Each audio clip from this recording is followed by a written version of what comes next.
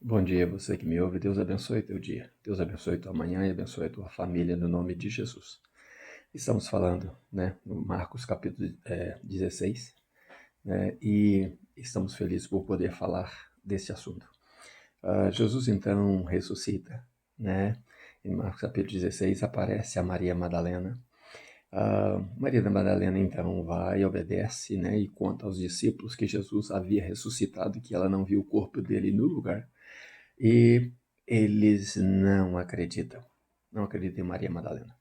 Então, dois dos discípulos de Jesus estavam caminhando para Emaús, e a cerca de 11 quilômetros fora de Jerusalém, discutindo o assunto, tristes, no domingo pela manhã, dizendo, poxa vida, e nós acreditávamos, que ele era o nosso rei, que ele era um bom ensinador, e discutiam sobre isso.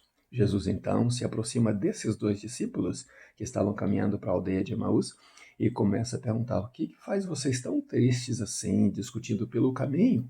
E eles dizem, de um ar assim irônico: parece que você é o único em Jerusalém que não sabe o que aconteceu nessa semana passada.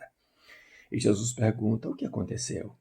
Olha, você não sabe que Jesus, o profeta, o Nazareno, ele foi tomado, ele era poderoso em palavras, em sinais e prodígios, e ele era apreciado, ele era admirável pessoa, tanto diante de Deus quanto diante dos homens, e de repente ele foi pego pelo o sumo sacerdote, os principais líderes, e os nossos líderes religiosos tomaram, entregaram ele aos romanos e o crucificaram, E você não está sabendo dessas coisas? E então Jesus diz: vocês são tardios no pensamento, vocês são difíceis de crer, de ouvir e guardar as palavras de Deus, E não era necessário que isso acontecesse, os profetas não falaram disso, as escrituras não falaram que assim seria. E então Jesus finge, faz com que eles entendessem que ele fosse passar da cidade. E eles chamam Jesus, e Jesus entra na casa deles, e fica ali, e no partir do pão, Jesus ora, parte o pão, e aí então Jesus desaparece na frente deles, e eles então começam a pensar: poxa, não ardia o teu coração quando ele falava com você? E eles entenderam então que era Jesus. Mas eles voltam, para Jerusalém para contar os 11. E o que aconteceu novamente, como os 11 não acreditaram em Maria Madalena, eles não acreditaram naqueles dois também. E essa descrença nós estamos vivendo nos dias de hoje. Tem muita gente aí pregando a palavra de Deus, muita gente falando o amor do Senhor, mas são descrentes nas Escrituras.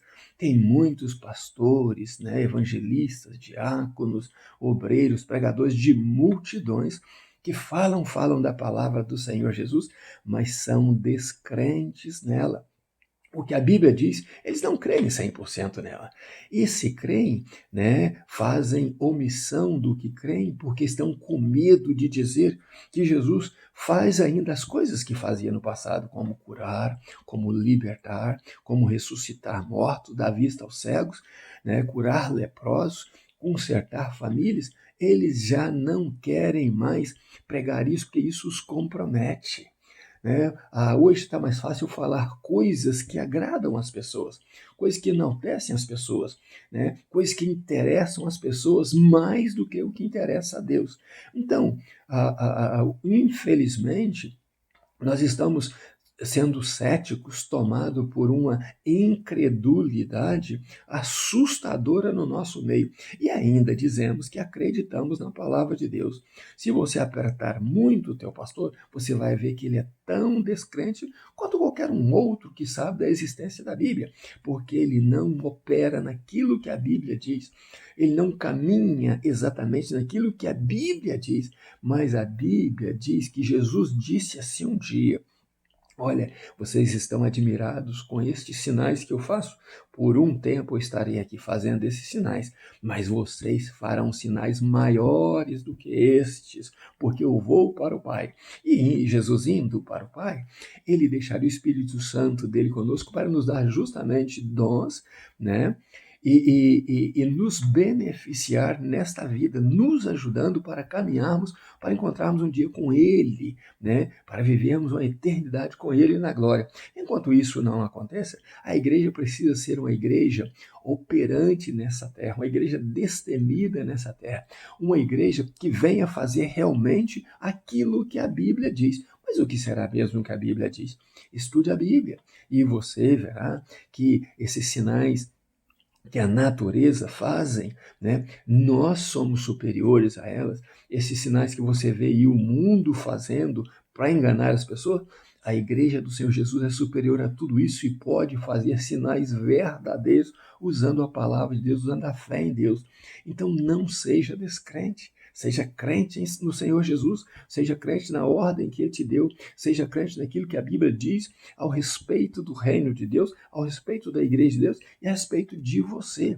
O que a Bíblia diz sobre você, o que você pode fazer, é um sinal de que você pode confiar em Deus.